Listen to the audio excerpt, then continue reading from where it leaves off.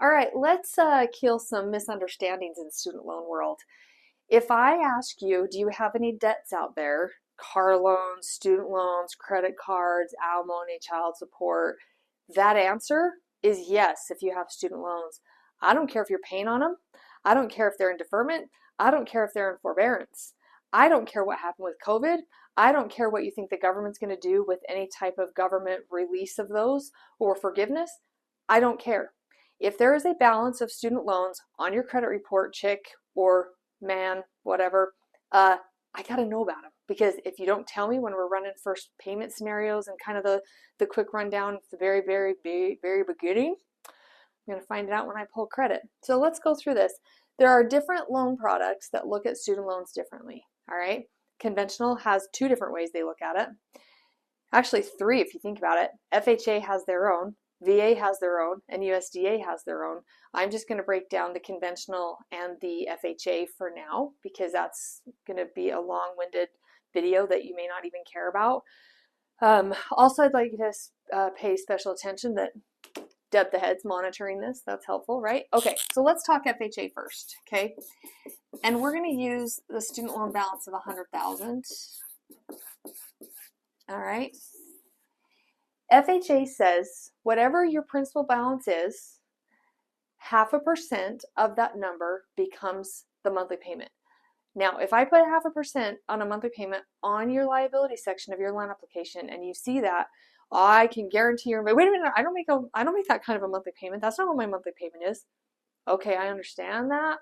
I understand you're in forbearance. I understand you're in deferment or whatever your situation is. But for the lending side of it, I have to put a monthly payment there and make sure your debt ratio will actually support it. So in this scenario, 100,000, 0.5% is what we've got to do. So I have to put a $500 payment per month towards your debt ratio. You have to be able to support this, all right? Now on conventional, there's two different levels in conventional. One's Fannie Mae, one's the brother of Freddie Mac. One of them says, we're going to be the same as what FHA does, and then the other one is 1%. So if we think about it this way, on the conventional that does the 1% one, I have to be able to support $100,000 with a 1% payment against it. What does that turn out to be? $1,000. See how that can be a deal killer? If you didn't tell me anything about your student loans from the get-go and I found out on the credit report. Now, there's another piece to this conventional side, and it's basically if we have we're in a repayment agreement, and that's kind of an interesting thing because COVID shut that all down and people are just like barely starting to get their payment agreement. If I have something in writing from the student loan company saying, hey, we analyzed how much money you make and you're actually in a loan payment agreement of 0, I can use that. But I have to have the loan payment agreement. If I just pull a credit report and it doesn't show a payment is due, I have to have the loan payment agreement. I don't get to just bypass this $1,000 1% or 0.5% scenario. I have to have something to trump this.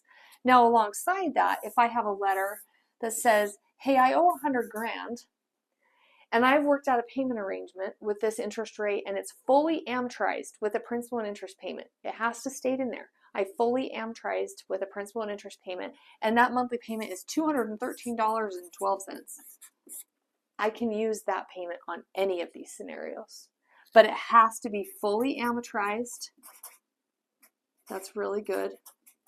And a principal and interest payment. Okay, has to have it all. Now, it used to be that if it was deferred or in forbearance for 12 months, we could get away with not doing anything with those, but it's just not the way that it is anymore. So student loans, even if you're not paying them and you think that you're going to have them forgiven with whatever the government's doing for this moment, I still have to deal with them in the mortgage world. Student loans are super, super annoying. I am not a fan of student loans, unfortunately, and this is the reason why. In my life, I have seen so many people come out with student loans and they have this much money in student loans, and guess what they have to show for it? Nothing. There's no degree. There's no certificate. All they did was get those student loans and live the high life for quite a few years because it was easy to get them. You just basically sign your name and you can get a student loan. Never really had to prove what you did with the student loan money, which is where the student loan departments are so broken, so broken. Once again, another soapbox moment. I really should just do an episode with just soapbox. Yeah, I think I could have a good idea, a good like therapeutic session with my soapbox moment. Think about that. Anyways, if you're going to get student loans, use them to go to school. If you're going to get student loans and go to school, get good grades, get your degree. If you don't want to use your degree, I don't care, but get your degree. In our area, you have a degree, you can get a job at the site. If you have a degree and it's in a bachelor's degree of sports medicine, go get your teaching certificate and become a teacher along with it. There's so much you can do with just the basic degree that you've got. Don't let all those credits just sit there and have $100,000 worth of student loans and have nothing to show for it. So student loans, me, Deb, soapbox, not my favorite. But when you're asked, do you have any student loan debt? The answer is yes.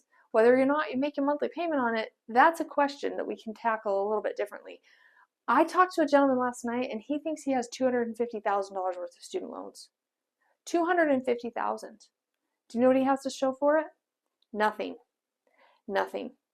I just want you to be aware, definitely college kids that are listening to this right now, or high school students who will be like going out into the world, student loans get you in a lot of trouble. So make sure, what did we learn? Student loans are only used for going to school and making sure that you can actually, have a certificate or some sort of a master's, bachelor's, or associate's degree at the end of that. And a dollar amount that makes sense.